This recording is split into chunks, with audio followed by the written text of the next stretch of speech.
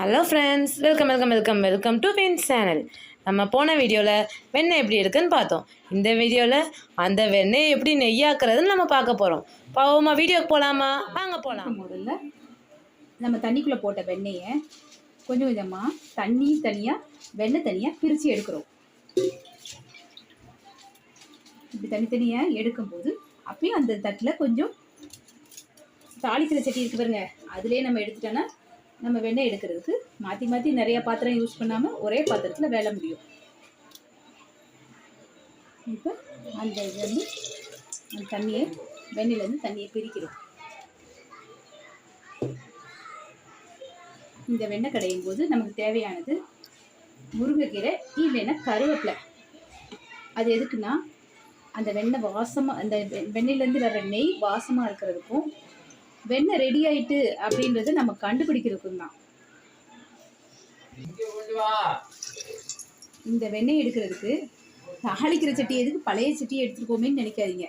வெண்ணெய் எடுக்கும்போது அந்த வெண்ணெய் கருகும் போது சட்டியும் கருகும். அதனால் பழைய தாளிக்கிற சட்டியாகவே இந்த ப்ரிப்பரேஷனுக்கு ஒன்று ஒதுக்கிடுங்க. வெண்ணெய் தயாரிக்கிறதுக்குன்னே ஒரு சட்டியை, பழைய சட்டியை ரெடி பண்ணிக்கோங்க. இப்போ இந்த சட்டியில் எடுத்த வெண்ணெயை அடுப்பில் வைக்கிறோம். அடுப்பை பற்ற வைக்கிறோம். ரொம்ப ஸ்பீடும் வேண்டாம், ரொம்ப ஸ்லோவாகவும் வேண்டாம். ஓரளவுக்கு மீடியமாக வச்சோன்னா சரியாக இருக்கும்.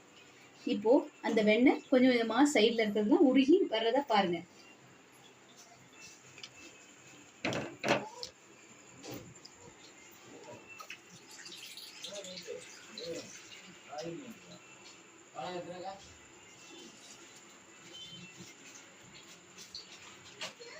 இப்போ நல்லா வெண்ணெய் உருகிறது உங்களுக்கு தெரியுதா? அடுப்பு சிம்மில் மீடியம் இதில் இருக்குது. அடுப்பு எரியுது. வெண்ணெய் அடுப்பு சூடு ஏற ஆரம்பிக்க வெண்ணெய் எண்ணெயாக பிரிகிற மாதிரி தெரியுது.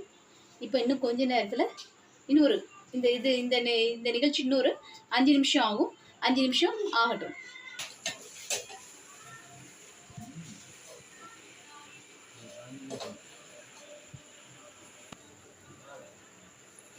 நல்லா கொதிக்க ஆரம்பிக்கும் போது நுர கூடுறது உங்களுக்கு தெரியும். இன்னும் சுத்தமாக எல்லா இதுவும் உருகிறது உங்களுக்கு தெரியும். நடுவில் இருக்கிறது மட்டும்தான் உருகாமல் இருக்குது. மற்ற எல்லா இடமும் உருகி பபிள்ஸ் நல்லா கொதிக்கிறது நல்லா தெரியுதா?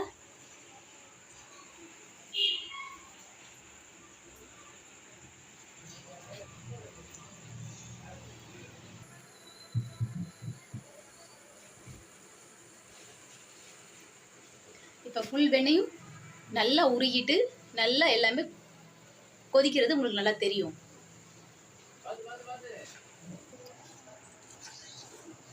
நடுவில் சைடில் எதுவும் பிடிக்காத அளவுக்கு ஒரு கிண்டி கம்ப்ளீட்டாக எல்லா வெண்ணையும் உருகிட்டு. ஃப்ரெண்ட்ஸ், எவ்வளோ தூரம் கலர் சேஞ்ச் ஆகி நெய் கலர் கிடைக்குது பார்த்தீங்களா? எப்படி இருக்குது? பார்க்கவே ரொம்ப அழகாக இருக்குது. எனக்குலாம் ஃபைனல் ஸ்டேஜுக்கு இப்போ நம்ம வந்துட்டோன்றது க்ளீனாக தெரியுதா? இப்போ கம்ப்ளீட்டாக வெண்ணெய் ஃபுல்லாக உருகி நெய்யாக இருக்குது. ஆனால் இந்த நெய் கரெக்டாக நெய்யோட பக்குவம் வர்றதுக்கு காரணம் அந்த பபுள்ஸ் ஃபுல்லாக நிற்கிற வரைக்கும் அந்த அடுப்பு அதே லெவலில் நம்ம என்ன ஸ்டீலில் வச்சுருந்தோமோ அதே சைஸ் மீடியம் சைஸில் வச்சுருக்கிறதால மீடியமாகவே அப்படியே இருக்கணும்.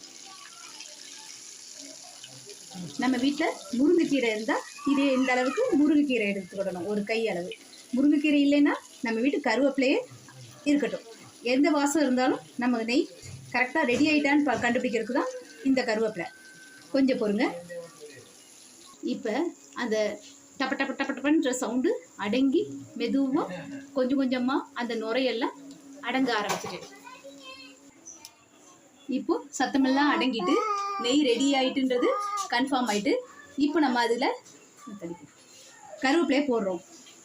கருவேப்பிலை பொரித்து வர்றது தான் அந்த நெய்யோட வாசம் அதிகமாக இருக்கும். இப்படி சுத்தமான நெய் ரெடி ஆகிட்டு 10 நிமிஷத்தில் ரெடி. நல்லா ஆறின உடனே ஒரு சில்வர் பாத்திரத்தில் ஊற்றி வச்சுருவோம்.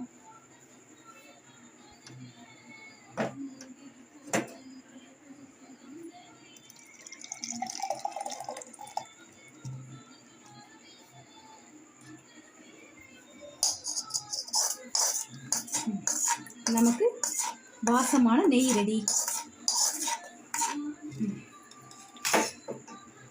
சரி, இந்த நெய் தயாரிக்கிறது உங்களுக்கு பிடிச்சிருந்தா லைக் பண்ணுங்கள், ஷேர் பண்ணுங்கள், சப்ஸ்கிரைப் பண்ணுங்கள்.